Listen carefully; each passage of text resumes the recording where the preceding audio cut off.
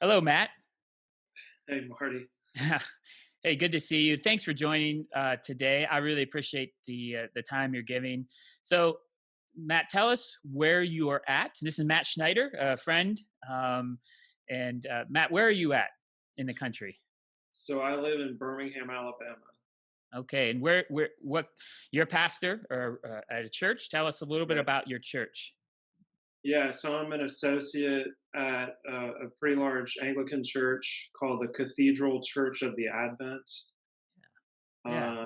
Historic church, been around since the 1870s,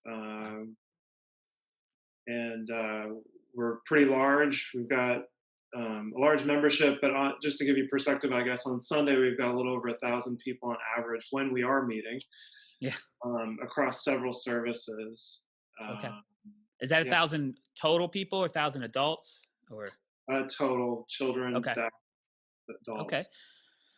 And so yeah, and I know in conversations we've had, you're talking about maybe your database, so to speak. Dare I say it Right. like that? But is of 3,000 plus people, right? Yeah, well, so our membership hovers around 3,500. We've got other people in our database. Just being a historic downtown church, we do get a lot of visitors, um, prospective members. There's kind of a constant cycle. It's a great problem to have that people actually come to us. Yeah. And so with the database, I don't know exact numbers of people, but we did it by household. Okay. So there are 1,800 households of both members and prospective members. Wow. Okay.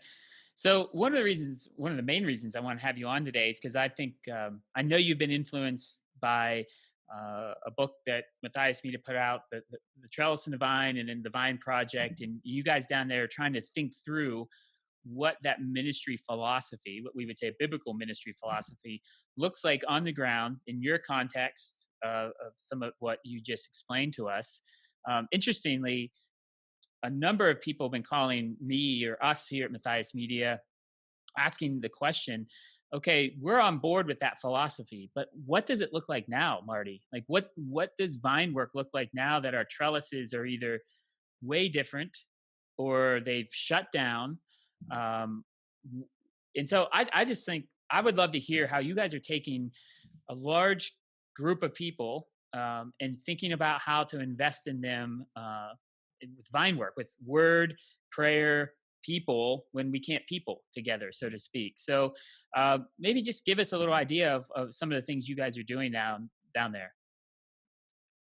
Yeah, so first of all, I just want to emphasize my gratitude for Matthias Media Oh, and also thank you. Vine Growers. I know you interviewed Craig Glassick, kind of a sister ministry that focuses on the Vine Project. I guess it was 4 or 5 years ago that I first read the Trellis and Vine, and met Philip Jensen, and that really challenged the way I think about ministry in terms of. I mean, I guess I had the language and concepts, but giving me some practical application and um, systematic kind of thinking about it, like the priesthood of all believers, Mm, because just the church in general, I think the American church in general, probably the Western church in general, and my denomination can be very clergy centered, where the pastors do a lot and maybe very few people in leadership. The cliche is 10% of the people do 90% of the yeah. work. And that's really true for us. It has been, just in our denomination and the church in general, and trying to move where we flatten out that number so you're getting close to 100% of the people doing 100% of the work. You're trying to flatten the curve. I'm sorry, I Right. just can't help it. I can't help it. Yeah. Yeah, good one. And so, really thinking about how my role and the role of our staff is to equip the saints for the work of ministry, Mm, um, and not be have ministry bottlenecked through any one of us. And so we've got 1,800 households. We've been thinking about this for 4 years of how we can do this and beginning to implement things, where we're equipping, empowering, and changing people's paradigms slowly, just through a kind of steady drip of preaching, teaching, and church newsletters, things like that, annual addresses, whatnot, where we're emphasizing this isn't our role, the staff in particular, but we are the church, we're the body of Christ, and um, we serve each other, and we're blessed to be a blessing to all the world, all of us. Yeah. And so we've been trying to do that, and you have to imagine our church is over 100 years old. It's a lot to kind of you're moving here's another one for Corona, the cruise ship, right? You're moving the cruise ship around in the ocean, and you need a lot of time and space to do that versus a speedboat, right? Yeah. Well, you And so, just interject real quick and say, just like in the Vine Project, I like how Tony and Colin say, in one sense, you can't change church culture. You change the things that make up culture. right, But for shorthand, what you're basically saying for the last 4 years, you're trying to subtly, through all different ways, change the culture. And I like how they say it. It's kind of a colloquial, like culture is just the way we do things around here. And it sounds like what you're trying to say is the way we used to do things around here, or historically, is, yep, the rectors, how whatever you call yourselves, you Anglicans, we are the ministers, and you come to us to consume that ministry. Whereas now the way we're doing things around here is to say we are the trainers, equippers, and we want to equip you to be the ministers. To kind of back to your Reformation idea, the priest of all believers. So the way we do things around here at the Advent Church is that we want to equip you, encourage you to be priests to the world, kind of First Peter 2 type things. absolutely, Is that fair? Yeah. yeah, absolutely. So, that's been the emphasis of my work the last 4 years, and we've made some headway. Um, and then Corona happened, and so I am really grateful for the sort of the education that I've received in this respect the last 4 years, and also that we've laid a bit of groundwork so that when it happened, we're already beginning to think in new ways, and so just lean in really heavily all of a sudden. Like, what are we going to do? What does church look like? Are we going to depend on? We do a live stream on Sunday. Okay. We already were live streaming, so we had the infrastructure for that. We just beefed it up. We just trying to do a better job aesthetically, and make our server situation better and whatnot. But we knew we can't depend on that. Mm. But the thing, though, that is kind of cool is we're getting, with our live stream, people from every continent tuning in, except for so far South America and Antarctica. So we do have a worldwide ministry in that respect. So we're grateful, but we can't depend on it. What are we going to do to make sure that people are still being the body of Christ for each other, and priesthood for the world, during the season when we're social distancing, small groups might not be meeting in person, gatherings aren't going to happen, period, et cetera, et cetera, et cetera. So we look to the book of Acts. What did the early church do? And there's a novel idea. Looking to the Bible. It's great. Right. What have we been trying to do? And we pretty quickly created a system. One of the concerns I had early on is people are really going to be affected by this. The economy is going to be affected. People with mental health problems and addictions, marriages that are on the rocks, people who are not used to spending so much time with their children, etc., are just going to be emotionally and spiritually affected by this. And there are not enough of us on staff to go around to check in with that many people. So how do we check in with them pretty quickly and, over the course of time? You want me to kind of describe? Yeah, I mean, thinking about your numbers, I mean, just taking the 1,000 that are regularly active, that's hard enough. But if you want to say, obviously we care for those people, even if they're not having Right. historically cared for us. They're on our list.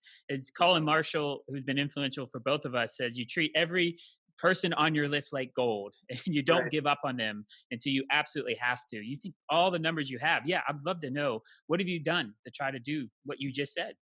Yeah, and so there is that acute care for our people who are there on Sunday, but we do have all these people who are kind of in our database who at some point trusted us enough to give us their contact Yeah. information. They came to us for a Christmas or Easter service, or they came for a little while and have sort of fallen through the cracks. Don't want to give up on them. As a matter of fact, this might be a great opportunity for us to reach out. We have a ready-made excuse.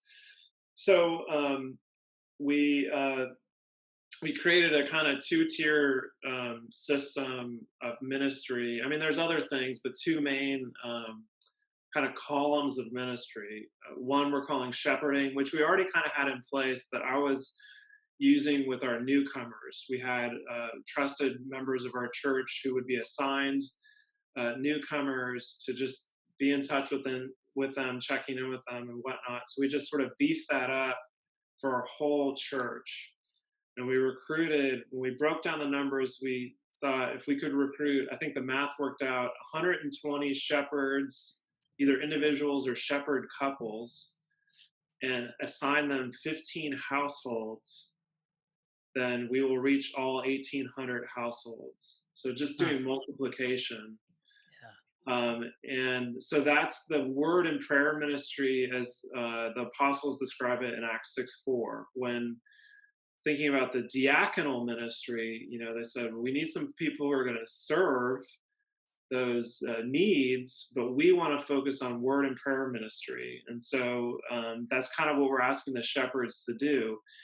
And so that second column is we're having servants who have more, they're probably fewer in number, and it's a little more as needs arise. Whereas we've got a kind of systematic approach with the shepherds. The servants are just sort of on call, a little proactive, but more reactive, I guess.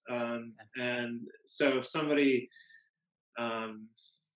needs more attention on a regular basis, they're in the hospital. There was one lady who couldn't get a Bible who's in a nursing home, and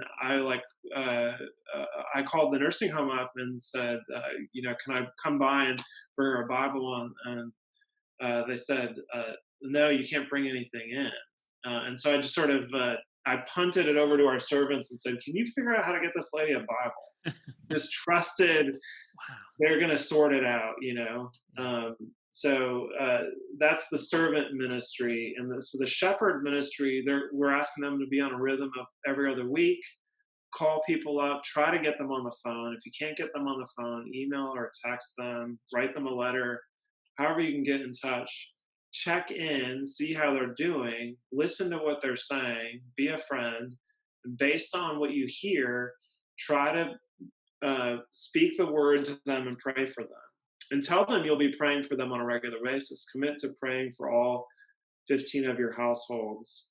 But like, say you're on the phone with them, they say certain things, you can say, well, that reminds me of such and such in the Psalms, or I was just reading this morning in the Bible, this story, and that really, I feel like that, that relates to the situation that you're in based on what you're telling me. Can we look at that together? However, it doesn't have to be a sermon, just keep the word in their life. Although we have a large small group ministry, it's not all 1,800 households that are in small groups. So this is a way that we're making sure if they're not on the live stream, they're not in a small group, everybody's getting word and prayer ministry. That's great. I mean, thinking about how reasonable that is, I'm hearing friends in ministry who are getting, their list of 100 people they got a call, which has good, but it feels overwhelming, and it also feels you kind of get. I know for me, you get in call center mode, and you just kind of you dial up. And I love the idea here that it's 15 because that's both achievable and repeatable. Maybe to say it that way, because you're not just working through your 100, your 50, whatever. You got 15 people or groups, I should say. And you can check in this week, and it's very reasonable. Check in, like you said, every other week. So I appreciate it. And I'm curious, the 120, That's kind of the crux of all this. It seems like Yeah. that you have 120. Did you find that you had those people ready? Did you have to kind of stretch your normal view of a shepherd? Not no offense, but just in terms of, in Yeah. terms of your training capacity. At least for us, overseeing kind of training at our church, like we have our group of people we know have been through the kind of training we'd want them to do something like this. Did you had to loosen it up and do some kind of battlefield promotion, so to speak, for this? Yeah, and with such a large church, we do have a lot of people that we can draw on. Um, and so when we were sorting this out. I said, well, first of all, our senior pastor was looking at managing it all himself, kind of, and I was like, that is just going to be a disaster. So what I suggested is we not only have the shepherds, but have what's crucial is a team of leaders that are leading the shepherds. And there are 10 staff members. I'm one of them. I'm kind of convening that group, but I'm one of the what we're calling superintendents. So the It's very superintendent, Anglican. Well done. yeah, or Methodist. Yeah, right, right. Methodist left us, so I got the language from the Wesleys, with the Asbury. Um, but so the 10 superintendents each have about a dozen shepherds that they're superintending, they're leading. And so with the 10 of us, our senior pastor can kind of give marching orders, and we can basically, if you think from him to the 10 to the 120 to the Yeah, 1800 households, we can kind of get information rapidly out within about a 2 week um, period if people are on that rhythm. that's Um, great. and so what we're saying is we don't want to stop. We've, this out of necessity, we've created this system and we don't want to lose it. So post Corona, we want to keep doing this. And so there's initial training for the shepherds through the superintendents, but we're probably going to have it ongoing. And some are probably going to peel off and say, that was, great during Corona, but I don't want to do this anymore. It's too much for me. That's already kind of happened. 3 or 4 people have backed out. So the recruitment's ongoing. But yeah, we had a few of us who were superintendents kind of put our heads together and said, who are we going to ask? And we got, we put the names by our senior pastor and made sure that he agreed. And we're continuing. We've got 110. We still need about 10 to 20 10 more more. to cover all the households. Okay. Because some people we asked to be superintendents, and they said, "Well, I've heard about the servant ministry. I Yes. could better see myself doing that." And so we said, "No, no sweat," and we put them over there. That's You great. know? Yeah, that's good. I mean, some of this is simple math, but some of it is much more foundational in terms of back to the ministry thinking is that, yeah, you could maybe you got a decent sized staff, your senior pastor and your staff could have done this, but it would have worn you out. Yeah, we burned It out. it would have burned. Yeah, I hear lots of guys are saying they're just burned out from this time. There's no way you wouldn't have been able to go as deep as regular with the Right. 1,800 households. And you're losing, as Craig had said in the interview I did with him that you mentioned, we're losing such a valuable training opportunity to do good work now for the reasons I just stated and ongoing, Right. because you're going to go back once this is in one sense over, Lord willing, to doing a lot of the things that you aren't doing now. There's no way you could keep it up. But as you mentioned, and I think it's a great push to say, what are we learning now and doing now that we know we really should keep going along the way? And I hear pastors saying that across the country, like, gosh, we're doing all this stuff and a lot of it we want to keep doing. But as I like to say, and we say this in the Trellis and Vine workshops, you can't just keep adding. You'll burn yourself out. And so what is it that you're going to subtract? And one foundational solution to this is multiply the ministry, multiply the Yes. shepherds, multiply the people who can shepherd others.